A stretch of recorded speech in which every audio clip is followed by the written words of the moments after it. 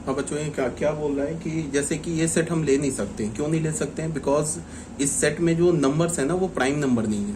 Because जो function defined है, ये देखो फंक्शन में क्या बोल रहा है, f n is equal to highest prime factor of n. इसका मतलब इस फंक्शन का जो इमेज आएगा वो एक नेचुरल नंबर आएगा। बिकॉज फंक्शन हमने कहाँ से कहाँ डिफाइन किया, ए से ए डिफाइन किया है, और इस फंक्शन का जो रेंज है वो खुद ए है, और रेंज है क्या, प्राइम फैक्टर ऑफ एन। तो प्राइम फैक्टर ऑफ एन इसका मतलब जो रेंज के जो एलिमेंट्स होंगे वो भी तो प्राइम नंबर होंगे। तो ये सेट नहीं काम चलेगा, ये नहीं चलेगा। एक हमने ए सेट ले लिया, मान लो ऐसे ले लिया, 3 5 7 ले लिया, 11 ले लिया, तो ये चलेगा। एफ हमने फंक्शन डिफाइन किया ए से ए, तो फंक्शन क्या हमारा, एफ एन क्या है, highest prime factor of n, n का हाईएस्ट प्राइम फैक्टर। तो यहाँ पे अगर मैं F3 की बात करूंगा तो 3 का हाईएस्ट प्राइम फैक्टर क्या होगा, 3। F5 की बात करूंगा तो इसका भी हाईएस्ट प्राइम फैक्टर 5 होगा। 7 का हाईएस्ट प्राइम फैक्टर 7 होगा। 11 का हाईएस्ट प्राइम फैक्टर क्या होगा, 11 होगा। अब अगर हम लोग सेट ए को ऐसे ले लेते, 3 ले लेते, 7 ले लेते, 11 ले लेते, 13 ले लेते, तो भी तो ये सेम फंक्शन डिफाइंड हो जाता ना ए से ए में। और एफ एन को क्या बोलते हैं, highest prime factor of n. तो फंक्शन तो सेम डिफाइंड हो जाता। तो इसका मतलब क्या है कि A is not uniquely determined. ये जो सेट है हमारा यूनिकली डिटरमाइंड नहीं है। ठीक है, ये भी बात समझ में आ गई होगी।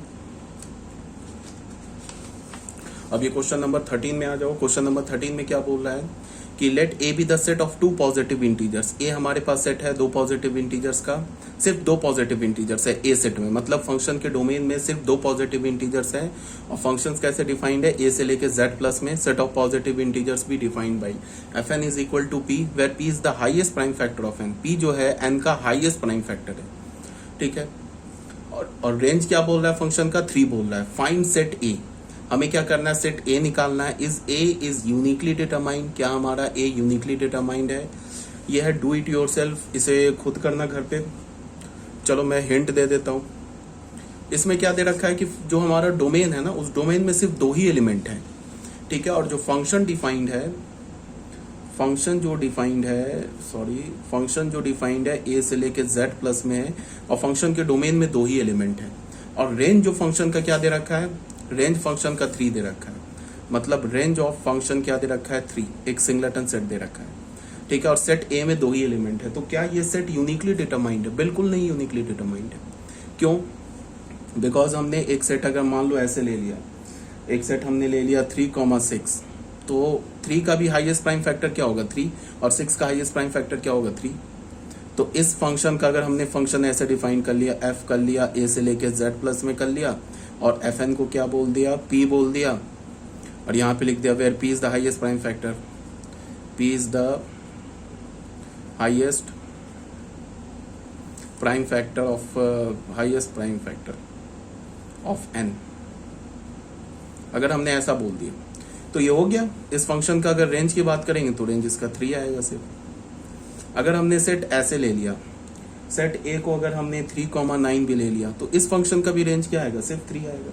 अगर हमने सेट मान लो ऐसे ले लिया, 3,12 ले लिया, तो 3 का भी हाईएस्ट प्राइम फैक्टर क्या होता है, 3, और 12 का भी हाईएस्ट प्राइम फैक्टर क्या होता है, 3। तो इस फंक्शन को भी अगर हम सेम एक्जैक्टली ऐसे डिफाइन करेंगे, ए से जेड प्लस में f n is equal to p where p is the highest prime factor of n, तो इस फंक्शन का भी जो रेंज आएगा वो क्या आएगा, 3 आएगा। ठीक है, तुम ए चाहो तो ऐसे भी ले सकते हो, 9,12 भी ले सकते हो।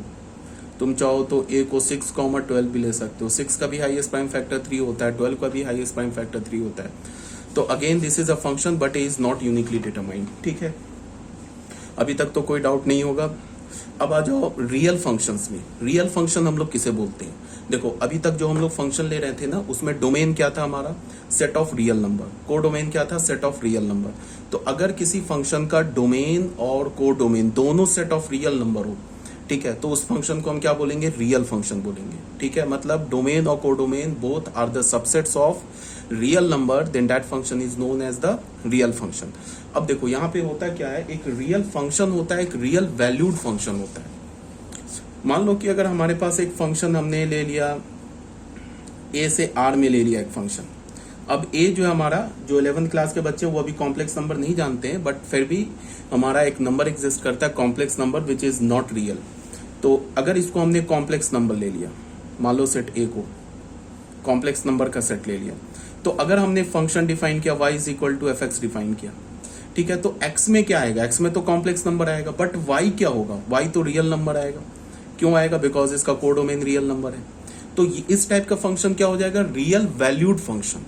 रियल वैल्यूड फंक्शन बोलने का मतलब क्या होगा कि जो इमेज आएगा ना वो रियल नंबर आएगा, बट उसका डोमेन क्या हो सकता है, रियल नंबर भी हो सकता है, इमेजिनरी भी नंबर हो सकता है। बट अगर किसी फंक्शन का डोमेन भी रियल नंबर हो और कोडोमेन भी रियल नंबर हो तो उसे हम रियल फंक्शन बोलते हैं। बट घबराने की बात नहीं है, चिंता करने की बात नहीं है। पूरे 11th 12th JEE mains advance board कहीं भी तुम्हें ऐसा कोई फंक्शन नहीं मिलेगा जिसका डोमेन या कोडोमेन इमेजिनरी नंबर होगा, ठीक है। वो पढ़ना हमें हायर क्लासेस में पढ़ना है, 11th 12th में नहीं पढ़ना है। मतलब कि जो भी तुम्हें फंक्शन मिलेगा उसका डोमेन और कोडोमेन दोनों या तो रियल नंबर होगा या तो सबसेट ऑफ रियल नंबर होगा। इन शॉर्ट हमें रियल फंक्शन पढ़ना है। रियल फंक्शन पढ़ने का मतलब जिसका डोमेन कोडोमेन सब कुछ दोनों चीज क्या होगा, सबसेट ऑफ रियल नंबर। तो यही बोला जा रहा है, if functions having domain and codomain both have the subset of R, then such function is called real function और real valued function। इसे real valued भी फंक्शन बोल सकते हो। real valued का मतलब क्या होगा, जो उसका इमेज आए ना वो रियल नंबर हो तो भी रियल वैल्यूड फंक्शन हो जाएगा। अगर डोमेन इमेजिनरी नंबर हो बट अगर उसका को डोमेन रियल नंबर हो तो भी वो रियल वैल्यूड फंक्शन हो जाएगा। अगर डोमेन भी रियल नंबर हो और को डोमेन भी रियल नंबर हो तो भी वो रियल वैल्यूड फंक्शन हो जाएगा। बट अगर डोमेन और को डोमेन दोनों रियल नंबर हो तो उसे हम क्या बोलेंगे, रियल नंबर हो या सबसेट ऑफ रियल नंबर हो तो उसे हम क्या बोलेंगे, रियल फंक्शन। बट अगर डोमेन इमेजिनरी नंबर हुआ और को डोमेन रियल नंबर हुआ तो उसे हम क्या बोलेंगे, रियल वैल्यूड फंक्शन। तो फिर वो रियल फंक्शन नहीं रहेगा। अब देखो real valued function, f A to B is called a real valued function if B is the subset of R. B क्या होना चाहिए, कोडोमेन क्या होना चाहिए, आर का सबसेट होना चाहिए। If both A and B, if A and B both are the subset of R then f is called a real function, ठीक है। जैसे एग्जांपल देख लो, एक हमारे पास फंक्शन दे रखा है आर से आर में, गिवन बाई फंक्शन क्या दे रखा है, f x is equal to x square plus 2x plus 5। ये हमारे पास फंक्शन है और ये हमारा एक रियल फंक्शन है। क्यों रियल फंक्शन है, बिकॉज डोमेन को डोमेन दोनों रियल नंबर है। एक फंक्शन हमारे पास दे रखा है ए से बी में, एफ एक्स क्या दे रखा है, x minus 1 upon x square minus 4, ये भी रियल फंक्शन है। अगर हमने ए सेट को सबसेट ऑफ रियल मान लिया, बी सेट को भी अगर हमने सबसेट ऑफ रियल नंबर मान लिया तो ये हमारा फंक्शन क्या हो जाएगा, रियल फंक्शन हो जाएगा। अब रियल फंक्शन में जनरली क्या होता है, जैसे ध्यान से सुनो कि जो हमारा डोमेन होता है ना वो एक डिस्क्रीट नंबर का सेट नहीं होता है। जनरली रियल नंबर जो होता है, हमारा डोमेन जो होता है वो एक डिस्क्रीट नंबर का सेट नहीं होता है।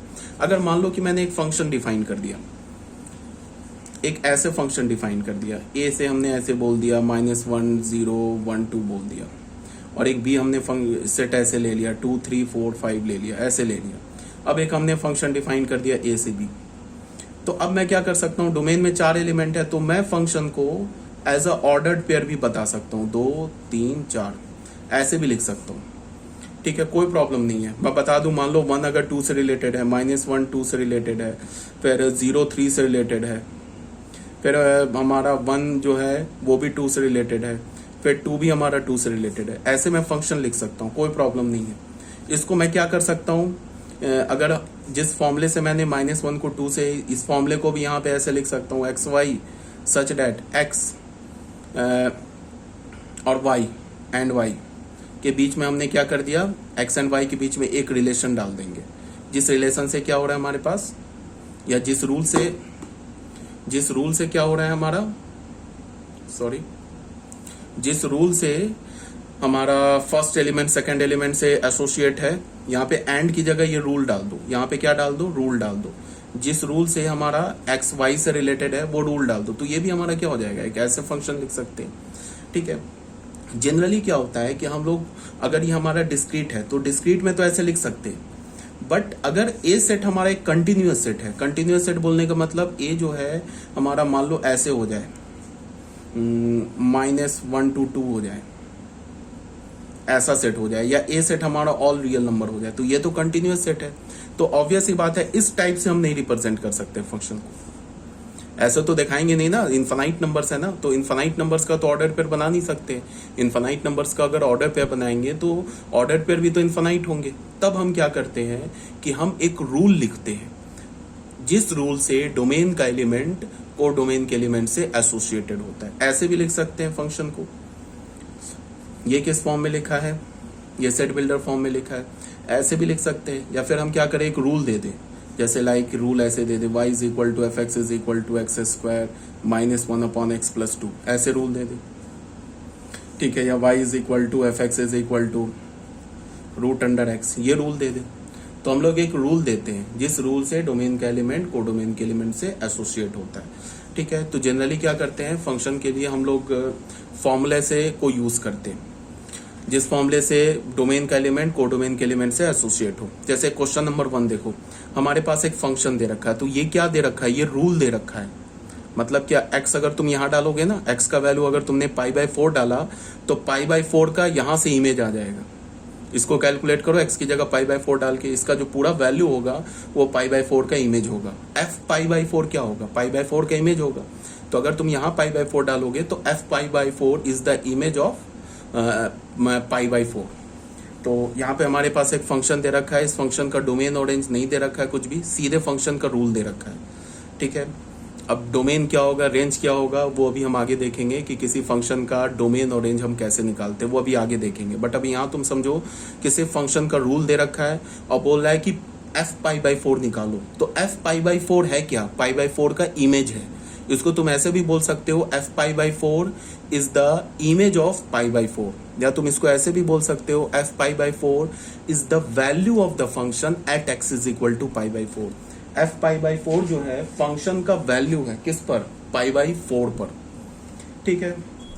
तो बोल रहा है कि π/4 का वैल्यू निकालो, तो कोई प्रॉब्लम नहीं है। यहाँ पे हमने, हमारे पास ये रूल दे रखा है, इसमें हमने x की जगह π/4 डाला। तो यहाँ जब π/4 डालेंगे तो राइट हैंड साइड में जहां भी x दिख रहा है सब जगह π/4 डाल दिया। tan π/4 क्या होता है, 1, तो इसका वैल्यू क्या आ गया, 1। तो अगर मैं बोलूँ कि π/4 का इमेज क्या अंडर दिस फंक्शन, तो π/4 का इमेज 1 है, ठीक है। मैं अगर बोलूं कि π/4 पर फंक्शन का वैल्यू क्या है, तो वैल्यू भी 1 है। 1 का प्री इमेज क्या है, तो 1 का प्री इमेज π/4 है, ठीक है। ऐसे बोल सकते हैं। अब ये क्वेश्चन क्या दे रखा है सॉरी, अब ये क्वेश्चन क्या दे रखा है, fx हमारे पास दे रखा है, बोला f ऑफ -2 निकालो और f ऑफ 1/3 निकालो और दोनों को ऐड करके बताओ कि इन दोनों का सम किसके इक्वल है। तो ये खुद ही कर लेना, ये बहुत सिंपल सा है। यहाँ पे क्या करो, x की जगह -2 कैलकुलेट करो, ये वैल्यू मिल जाएगा। फिर x की जगह, यहाँ x की जगह 1/3 डालोगे तो पूरे में 1/3 डालोगे तो f ऑफ 1/3 भी मिल जाएगा। दोनों को ऐड करो, आंसर आ जाएगा। आंसर मैंने लिख रखा है -11/3। अब आ जाओ बच्चों क्वेश्चन नंबर 3 में। हमारे पास क्या गिवन है, f of x + 1 is equal to 3x + 5, then find fx निकालो। तो तुम ऐसे देखो, यहां मैंने क्या बोला था कि x को तुम जिस नंबर से या जिस वैल्यू से रिप्लेस करोगे इस ब्रैकेट के अंदर, उस सेम वैल्यू से यहां भी रिप्लेस करना होगा, ठीक है ना। अगर हमने x का वैल्यू यहां 4 डाला तो यहां भी हमें x का वैल्यू 4 डालना होगा, ठीक है। तो यही क्या बोल रहा है कि f ऑफ x + 1 गिवन है और हमसे क्या बोल रहा है fx निकालने के लिए। तो fx कब निकलेगा, जब हम इस x की जगह क्या डाल दें, x + 1 डाल दें। अगर इस x की जगह अगर हम x + 1 डालेंगे तो यहाँ पे क्या हो जाएगा, सॉरी x - 1 डाल दे तो क्या हो जाएगा, x - 1 + 1 तो क्या हो जाएगा, f ऑफ x आ जाएगा। तो अगर इस x की जगह यहाँ पे हम x - 1 डालेंगे तो यहाँ भी हमें x - 1 डालना होगा। तो बस यहाँ हमने पुट कर दिया, x की जगह x - 1 रिप्लेस कर दिया, तो fx आ गया हमें 3x + 2, ठीक है। क्वेश्चन नंबर 4 में क्या बोल रहा है कि if fx is equal to mod x upon x where x is not equals to 0, then prove that f of alpha minus f of minus alpha का mod is equal to 2 where alpha is not equals to 0, ठीक है। तो देख लो इस question को भी। fx क्या दे रखा है हमारे पास, fx क्या दे रखा है, fx दे रखा है mod x upon x, x हमारा 0 के इक्वल नहीं। ऑब्वियस ही बात है कि 0 के अगर इक्वल होगा तो ये डिफाइन नहीं होगा। इसका मतलब अगर मैं इस फंक्शन का डोमेन बोलूं तो डोमेन क्या हो जाएगा फंक्शन का, ऑल रियल नंबर -0। सिर्फ 0 ही पर तो ये फंक्शन डिफाइन नहीं है, बाकी सारे नंबर पे डिफाइंड है।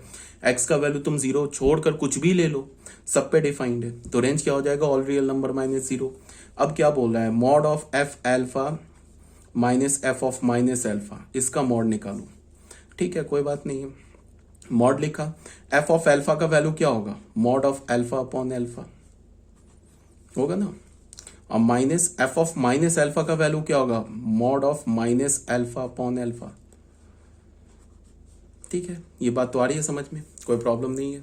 देखो यहाँ पे क्या है कि मॉड एल्फा निकाल, ये एफ ऑफ एल्फा कैसे लिखेंगे, इसमें अल्फा रिप्लेस कर दो, तो एफ ऑफ एल्फा क्या हो जाएगा, मॉड एल्फा अपॉन एल्फा।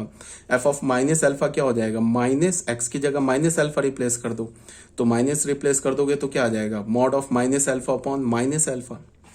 ठीक है, अब इसमें क्या है कि मॉड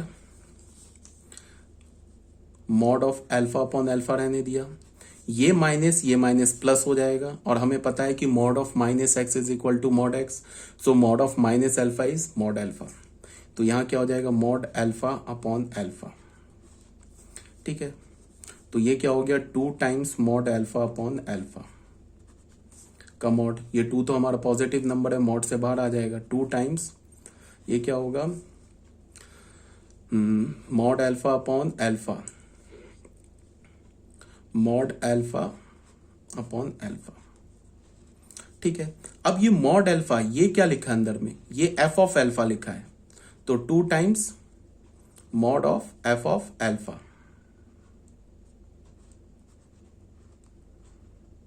ठीक है, तो ये हमारा क्या हो गया, mod of 2 times mod of f of alpha. और ठीक है, ये क्या बोल रहा है, alpha is not equals to 0, 2 proof करो। ठीक है, अब मॉड ऑफ एफ एल्फा का वैल्यू क्या होगा, एफ ऑफ एल्फा का वैल्यू क्या होगा, ये देखो, तुम इसको ऐसे देखो कि एफ ऑफ एल्फा जो है वो इसमें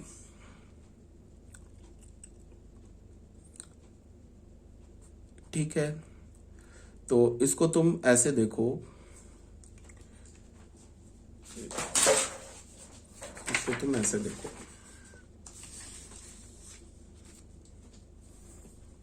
mod of f of alpha minus F of minus alpha, हमारे पास क्या आ रहा है, 2 times mod of mod alpha upon alpha, यही आ रहा है ना, इसी को हमने एफ ऑफ एल्फा लिखा है।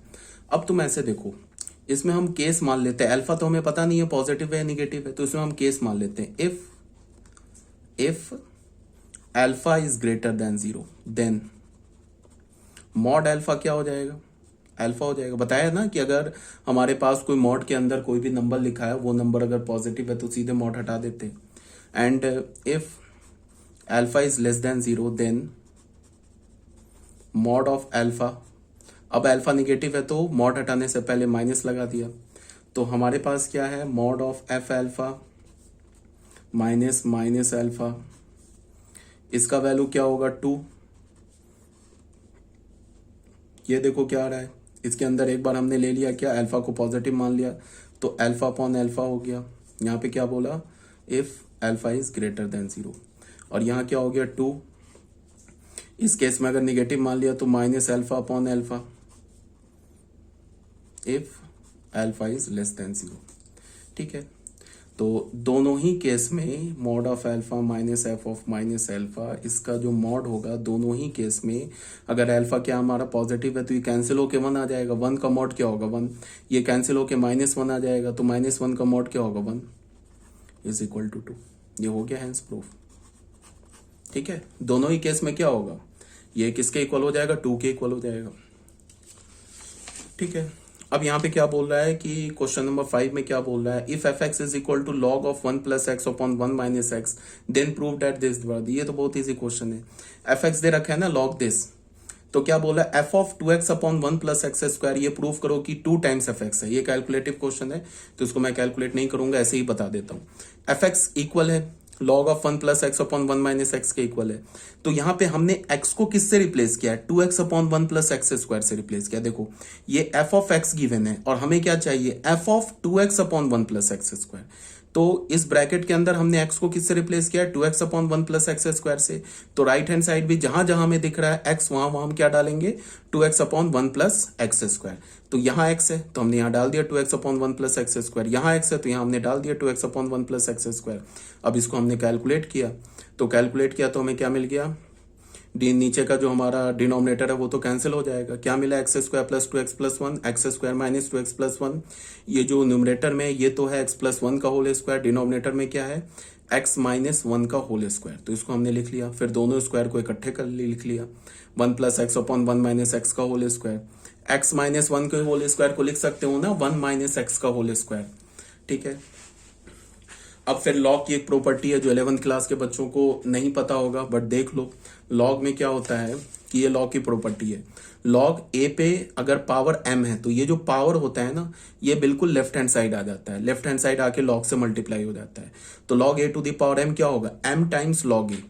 तो यहाँ पे देखो ये किसका काम कर रहा है, ये a का काम कर रहा है, ये किसका काम कर रहा है 2, m का काम कर रहा है, तो 2 पहले आ गया।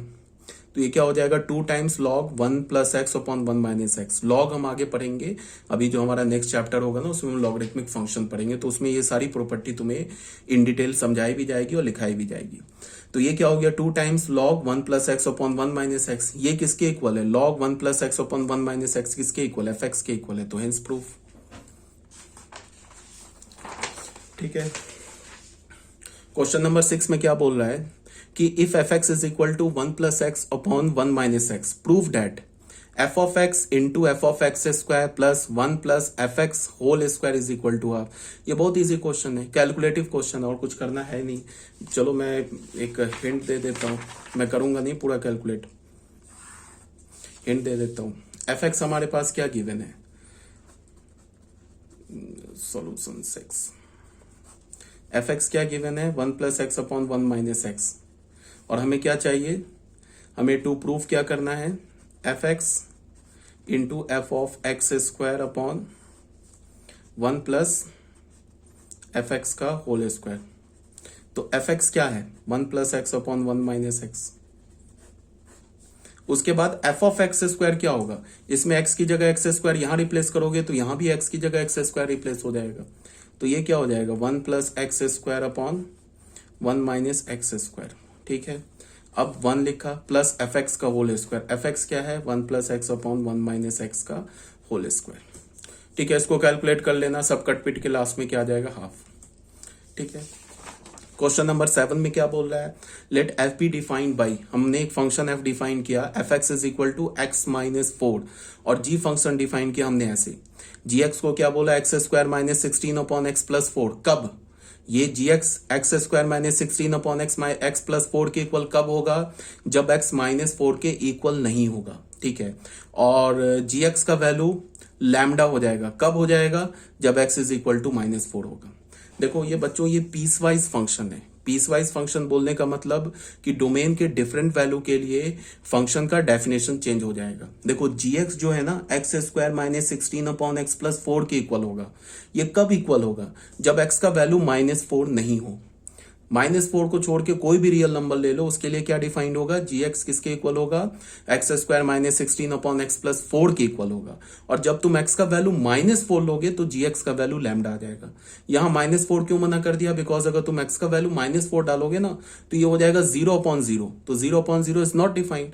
तो हमने क्या बोला कि gx का value x square minus 16 upon x plus 4 when x is not equals to -4 and gx is equal to lambda when x is equal to -4। तो बोला find lambda such that fx is equal to gx for all x। तो बोला है कि lambda का value निकालो जब fx और gx जो है वो सारे x के लिए क्या हो, fx gx के इक्वल हो जाए सारे x के लिए, तो जाके लैम्डा का वैल्यू निकालो। तो ये भी बहुत इजी क्वेश्चन है, इसको भी ध्यान से देखो। हमारे पास क्या गिवन है, हमारे पास देखो ये भी डू इट योर सेल्फ है, नहीं इसको मैंने सॉल्व कर रखा है। हमारे पास एफ एक्स का वैल्यू क्या गिवन है, एक्स -4 गिवन है।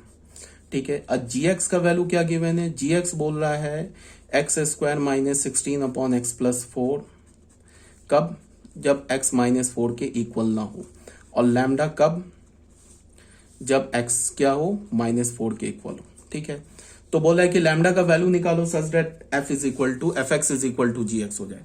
तो मेरी बात को ध्यान से देखो, जी एक्स हमारा ऐसे लिख सकते हैं ना, x square minus 16 upon x plus 4, कब, mean x is not equals to minus 4। तो इसको हम क्या लिख सकते हैं, x minus 4 x plus 4 upon x plus 4, ऐसे कर सकते हैं ना फैक्टराइज।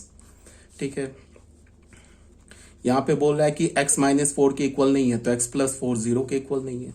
तो अगर x प्लस 4 जीरो के इक्वल नहीं है तो फिर न्यूमरेटर और डिनोमिनेटर से कैंसिल कर सकते हैं। तो gx का वैल्यू हमें क्या मिल गया, x minus 4 when x plus where x is not equals to minus 4, ये मिल गया हमें gx। मतलब कि ये gx हमारे पास फंक्शन है, इस फंक्शन का डोमेन। अब कोई बच्चा ये नहीं सोचोगे कि यहाँ तो माइनस 4 तो डालेंगे तो माइनस 8 हो जाएगा, तो ये तो डिफाइंड है, ऐसा नहीं है। हमने पहले ही माइनस 4 को मना कर रखा है, और उसके बाद हमने क्या किया कि माइनस 4 को मना कर रखा है कि x माइनस 4 के इक्वल नहीं होगा, तब जाके कैंसिल किया है। ठीक है, तो हम यहाँ पे क्या बोलेंगे, यहाँ लास्ट में भी बोलेंगे कि x जो होगा हमारा वो माइनस 4 के इक्वल नहीं होगा। ठीक है, अब fx क्या है हमारा, fx भी है x माइनस 4 के इक्वल है, लेकिन ये तो है for all x belongs to r, ये तो सारे रियल नंबर के लिए। तो तुम ऐसे सोचो, fx और gx माइनस 4 को छोड़कर, अगर तुमने माइनस 4 को छोड़कर कोई भी रियल नंबर लिया तो उसमें fx और gx इक्वल आ जाएगा ना। मान लो कि अगर हमने 2 पे लिया तो f2 और g2 ये दोनों इक्वल हो जाएगा। देख लो, 2 डालोगे तो -2, यहां भी -2, तो इसका मतलब f2 g2 इक्वल है। तो हम क्या बोल सकते हैं कि fx is equal to gx है अभी के केस में, for all x belongs to r minus -4, ये बोल सकते हैं। -4 को छोड़कर fx और gx इक्वल है। बट क्वेश्चन में क्या बोल रहा है, क्वेश्चन में तो बोल रहा है कि fx और को इक्वल टू लैम्डा की वैल्यू निकालो such that fx is equal to gx for all x, सारे x के लिए fx gx के इक्वल होना चाहिए। ठीक है, for all x belongs to r, सारे x के लिए fx किसके इक्वल होना चाहिए, gx के इक्वल होना चाहिए, तब लैम्डा के लिए निकालो।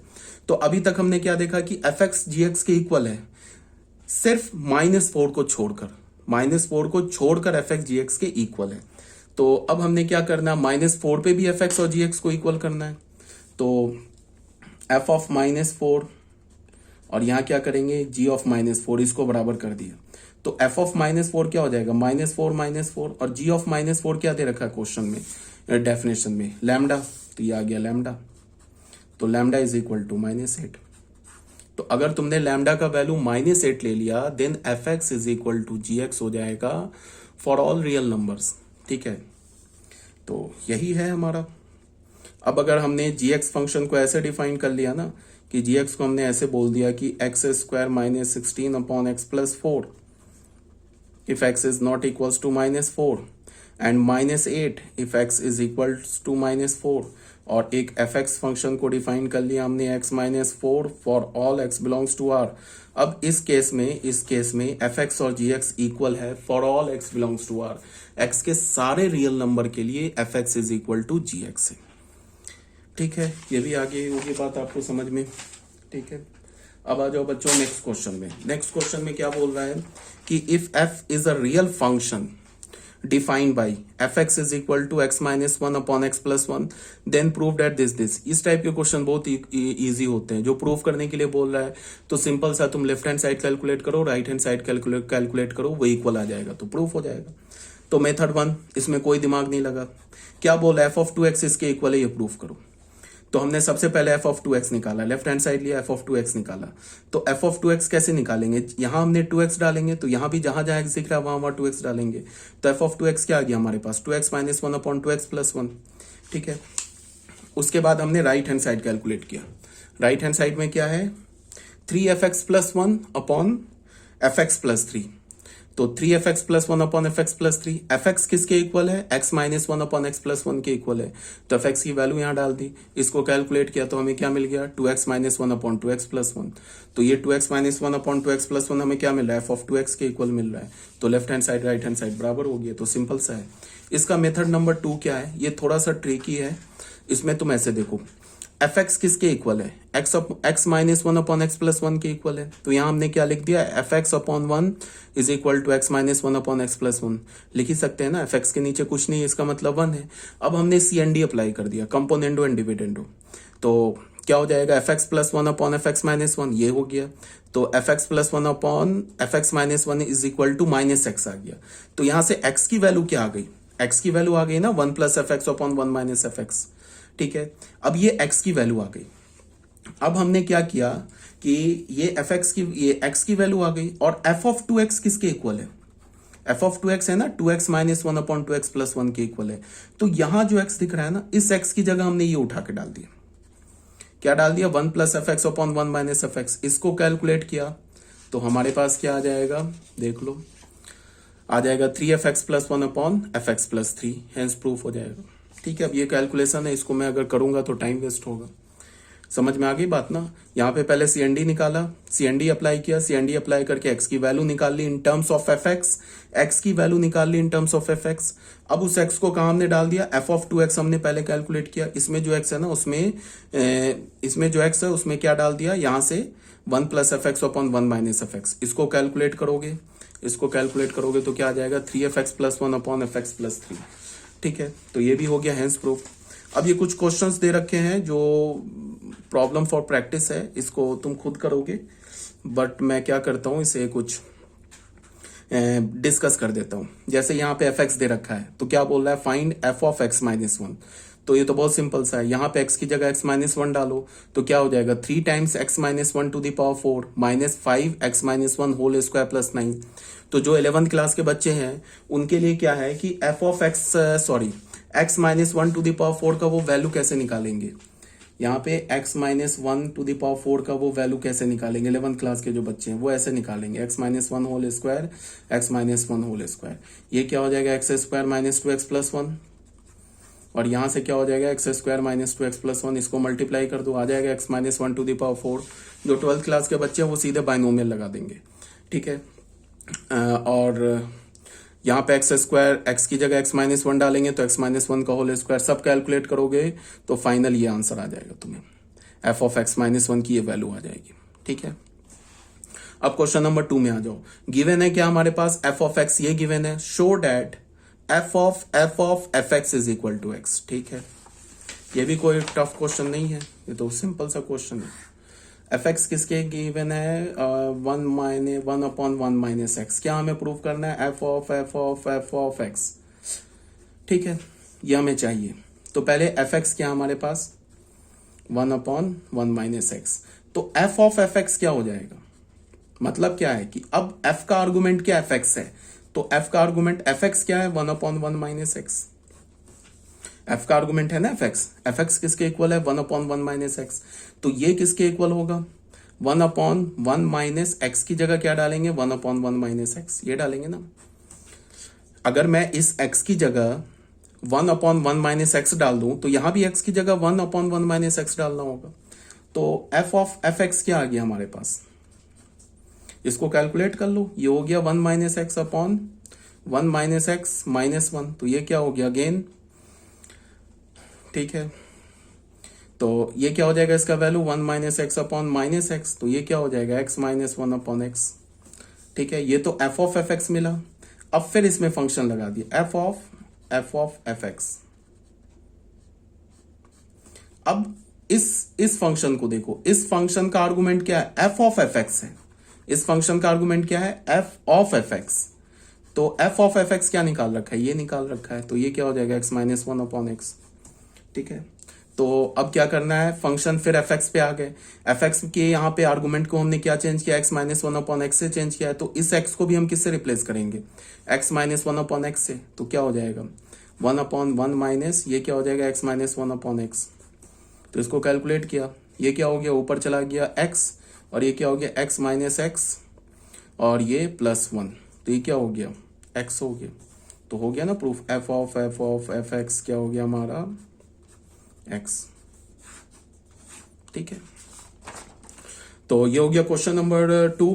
क्वेश्चन नंबर 3, ये भी सिंपल क्वेश्चन है। इसमें क्या गिवन है, एफ एक्स किसके इक्वल है, a minus x to the power n। Question given है, एफ एक्स हमारा सॉल्यूशन 3। एफ एक्स किसके इक्वल गिवन है, a minus x to the power n upon one to the power n। a क्या हमारा positive है, and n belongs to natural number है। हमें क्या चाहिए, f of f x is equal to x proof करना है फॉर ऑल x। ठीक है, ये हमें प्रूफ करना है। तो उसके लिए हम क्या करेंगे, इसके लिए तुम ऐसे देखो, f के आर्गुमेंट में क्या एफ एक्स क्या ये है, तो इसमें हम क्या डालेंगे, a minus x to the power n पे होल पे पावर n। तो x के आर्गुमेंट में ये पूरा डाला, तो यहां भी जो x है ना, यहां पे भी x है, इसकी जगह क्या डालेंगे, ये पूरा आर्गुमेंट डालेंगे।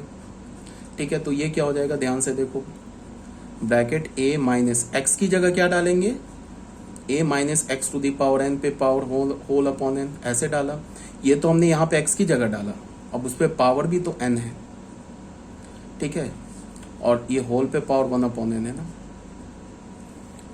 समझ रहे हो ना बात को, क्या बोला यहाँ पे, जैसे कि हमारे पास एफ एक्स है, एफ एक्स की जगह क्या गिवन है, a minus x to the power n whole to the power n। तो यहाँ पे क्या बोला, f ऑफ एफ एक्स, तो एफ एक्स क्या हमारे पास ये है, तो f ऑफ x को हमने इससे रिप्लेस किया। तो जो हमारा एफ एक्स फंक्शन है उसमें भी हम यहाँ पे राइट हैंड साइड में क्या करेंगे, x को इससे रिप्लेस करेंगे, कर दिया रिप्लेस। तो ये क्या हो गया, a माइनस ये n और ये n कैंसिल हो गया, तो क्या हो गया, a minus x to the power n हो गया, होल पे पावर क्या हो गया, 1 अपॉन n हो गया। ठीक है, ये n कैंसिल हो गया। अब ये ब्रैकेट के अंदर क्या हुआ, a minus a plus x to the power n पे होल पे power 1 upon n, a cancel हो गया, तो ये क्या हो गया, x to the power n 1 upon n, तो फिर n कैंसिल हो गया, x हो गया। तो f ऑफ एफ एक्स किसके इक्वल हो गया, x के equal for all x, hence proof. ठीक है, ये हो गया हमारा क्वेश्चन नंबर 3। अब क्वेश्चन नंबर 4 में आ जाओ।